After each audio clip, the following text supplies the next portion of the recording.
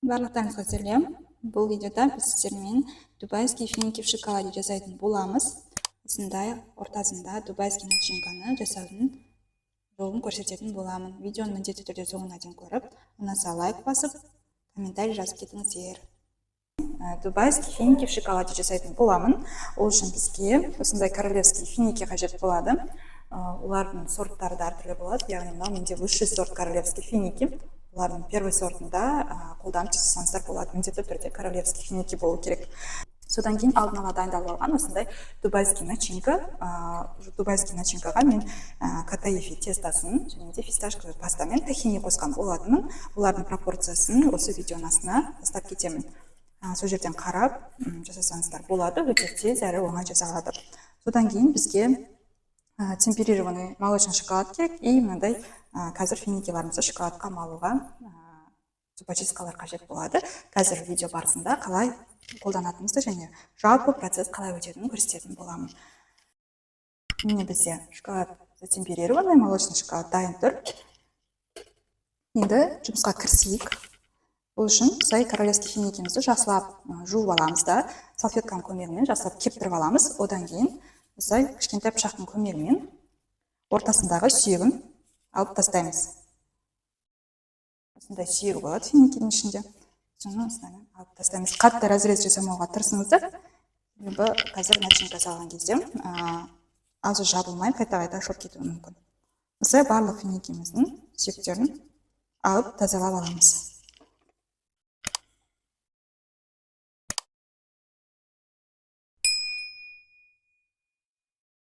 Сүйектерін ажыратып алдық. Енді осылай тұрғанда қатты ашпаймын, екі шетінен бүйтіп өзімізге ыңғайлатып ашып аламыз. Яғни былайынан екі жаққа айырмаймыз, тек шеттерін ғана осылай көтереміз. Егер екі жаққа айыратын болсаңыздар, финики өзі көрдіңіздер ме, мясистый, свежий болғандықтан ол өйстіп жыртылып кетуі мүмкін. Сондықтан тек қана осылай ауыз жағын ғана. Енді осының ішіне жарты қасық және біздің дубайский начинкамызды салатын боламыз. Жарты чайная ложка начинка негізі жақсы жетеді. Королевский финикидің ішіне жарты чайная ложка начинка саламыз.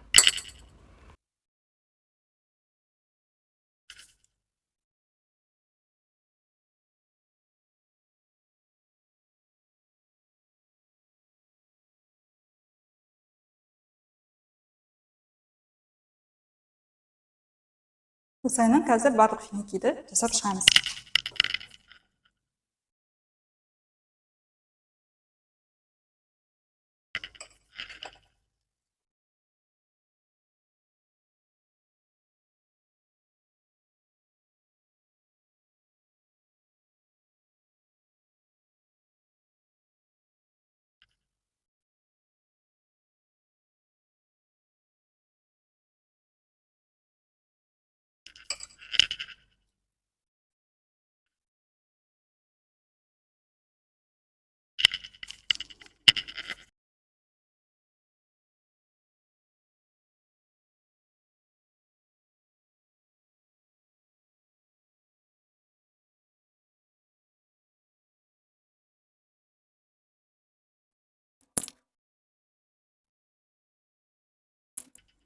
Осылайынан міне барлық финикиларымызды дайындап алдық. Енді холодильникке бір 15-20 минутқа қоя тұрамыз. Чтоб мынау ішіндегі начинка біздің кішкене қатып, финикиге бір-бірімен жабысып қалатындай. Негізі осылайда тұрғанда да шоколадқа мансаңыздар болады, бірақ онда шоколад финикидің бетінде өте ұзақ қататын болады. Өйткені бізде мынау финикимізді, ішіндегі начинкамызда комнатный температура болғандықтан, қазір біз холодильникке бір 15-20 минутқа салып қатырып алайық, ары қаратай бізге жұмыс жасауға ыңғайлы болу үшін.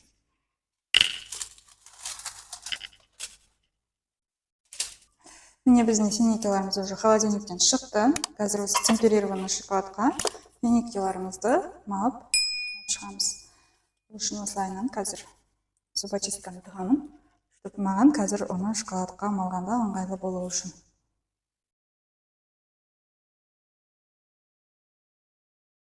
Осылайынан.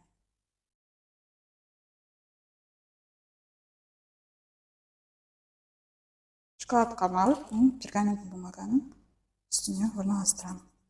Толығымен шоколадқа маламын, себебі бұның ішінде начинка бар. начинка шықтырмау керек, ол тез бұзылып кетеді. Сондықтан да толығымен осы шоколадқа малып пергаментный бумаганың бетіне қоямыз.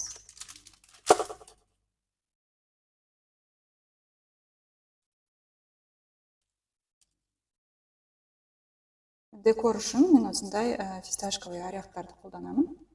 Әдемілеп осылай себуге болады.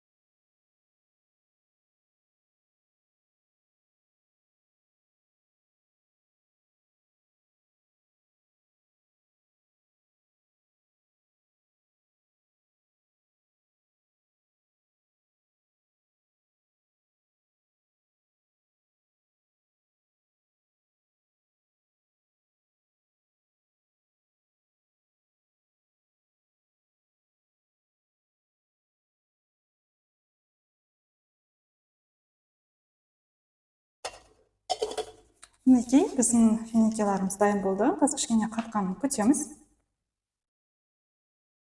Сосын уже упаковкасына кіргізетін боламыз. Біздің финикеларымыз дайын болды. Дубайский финики в шоколаде. Әдемілеп тарелкаға салып қойдым. Тарелка Дубайдан келген.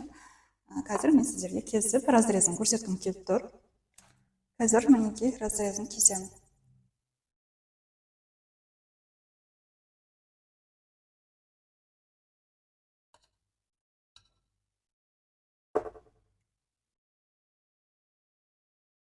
Мінекей, осындай прям күшті, салмасы да аз емес, өте умеренно болып шықты.